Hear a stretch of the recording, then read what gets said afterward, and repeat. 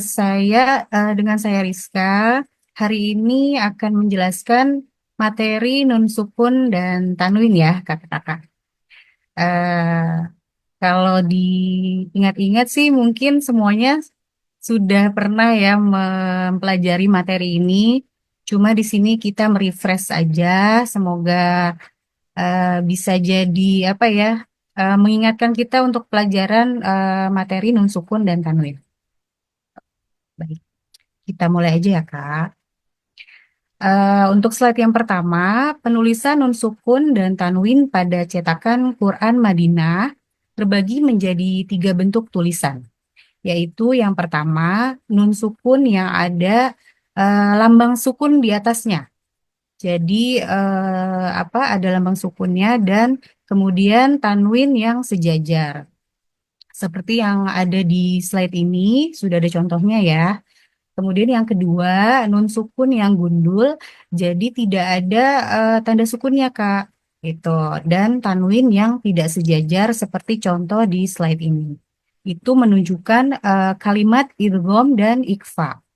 Kemudian yang ketiga, nun yang di atasnya ada mim kecilnya, menunjukkan kalimat iklab. Jadi nunnya ada mim kecil seperti ini ya, Kak. Jadi ini menunjukkan kalimat iklab. Kita lanjut ke slide berikutnya. Nun sukun dan tanwin terbagi menjadi empat bagian, yaitu yang pertama idhar haki, yang kedua ikhfa hakiki, yang ketiga idgham terbagi menjadi dua. Jadi idgham ini ada idgham bila bigunnah dan idgham bila gunnah. Yang keempat ada iklab. Lanjut ke slide berikutnya.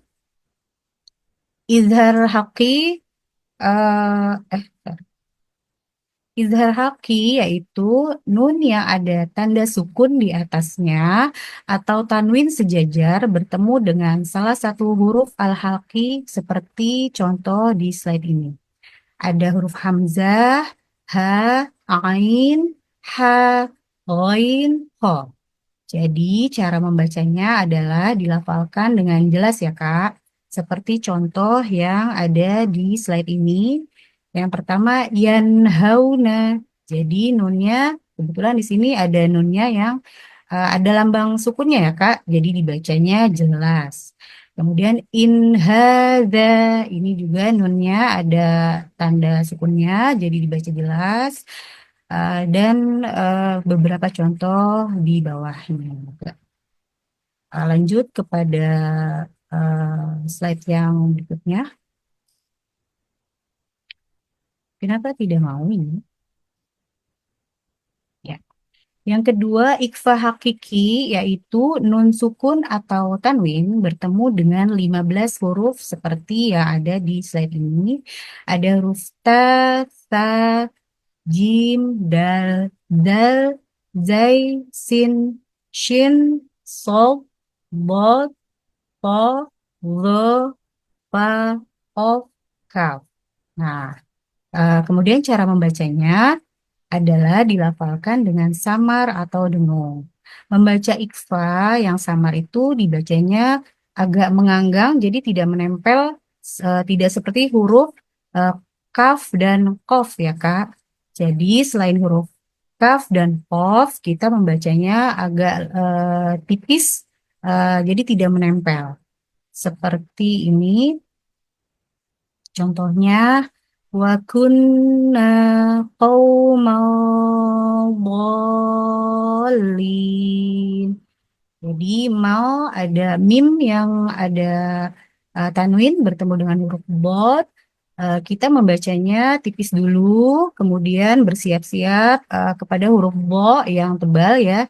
Jadi qauman donya tetap ditebelin. Lalu ada contohnya yang di bawahnya amhum qaumun. Nah, ini juga sama.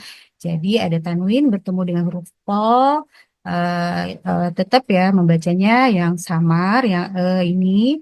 Kemudian bersiap-siap ke huruf po. Nah, yang contohnya seperti baca ikfa yang eng yang bertemu huruf kaf dan kof ini ada Di sini contohnya istaro bi ayatillahi samanang. Jadi nggak seperti yang di atas ya. Jadi kita membacanya ada huruf tanwin bertemu dengan kof, langsung nempel langsung gitu. Samanang kolila, itu ya Kak. Begitu pula dengan huruf kaf yang seperti contoh di bawahnya.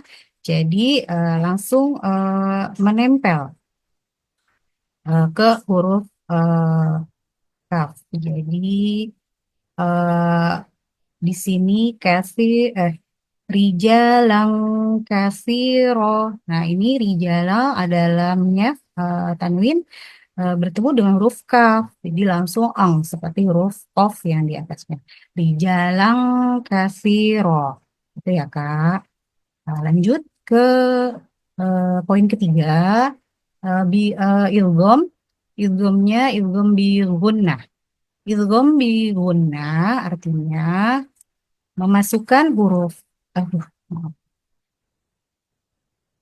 Ya, Islam diguna memasukkan huruf yang pertama ke huruf yang kedua dengan syarat huruf yang pertama harus berupa nun sukun atau tanwin.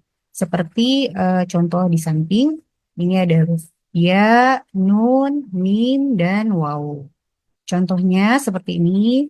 Wataqulu hal mim mazid. Jadi ada nunnya kebetulan memang nun yang gundul ya, tidak ada lambang sukunnya. Bertemu dengan huruf mim yang ada tasdidnya, jadi langsung masuk ke huruf mim dan ditahan apa? Ditahan dengan guna sangat sempurna. Kemudian contoh yang di bawahnya juga sama. Gitu. Jadi langsung melebur masuk ke huruf yang kedua setelah ada nun sukun atau tanwin. Lanjut ke poin idgham bila gunnah. Idgham bila gunnah yaitu memasukkan atau meleburkan nun sukun atau tanwin tanpa disertai dengan dengung. Ini hurufnya bertemu dengan huruf lam dan ro. Seperti contoh ini, walakil liyabluwa ba'dakum.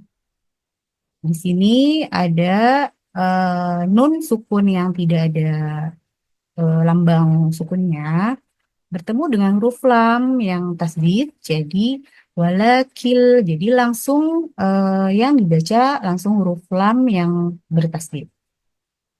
Kemudian contoh yang ar-ro'ahustaghna. Sama ya, Kak. Ini jadi nun sukun yang tidak ada lambang sukunnya bertemu dengan huruf ro yang bertasdid. Jadi langsung membacanya langsung ke huruf ro. Seperti itu. Kita lanjut ke poin 4 yaitu iklab.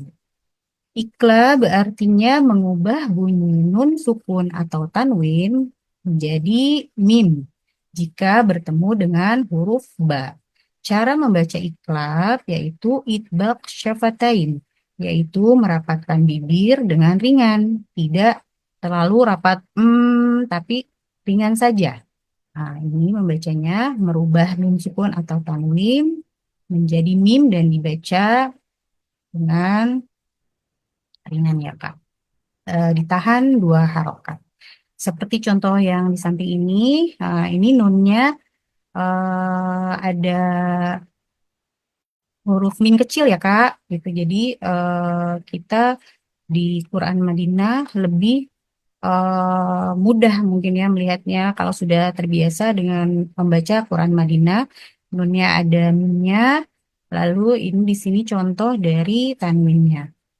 Contoh bacaannya Fambit ilaihim ala sawa. Artinya ada nun yang ada mimnya di sini ditahan 2 harokat. Kemudian walakin, nah ini sama nun yang ada mimnya bertemu dengan huruf ba ditahan 2 harokat. Lalu lanjut ke apa kalimat selanjutnya. Seperti itu. Nah, ini penutup. Seperti yang sudah kita pelajari dan sudah pernah kita hafal juga perkataan ulama, wal ahdu bitajwidi hatmul lazimu malam yusahhihil qurana athimu li'annahu bihil ilahu anzala wa hakadha minhu ilaina wasala. Jadi, menerapkan atau mempraktekkan tajwid merupakan hal yang wajib dan harus. Barang siapa tidak membenahi bacaan Al-Quran dengan sahih, maka ia berdosa. Karena Allah menurunkan ini dengannya tajwid, dan demikian pula Al-Quran sampai kepada kita.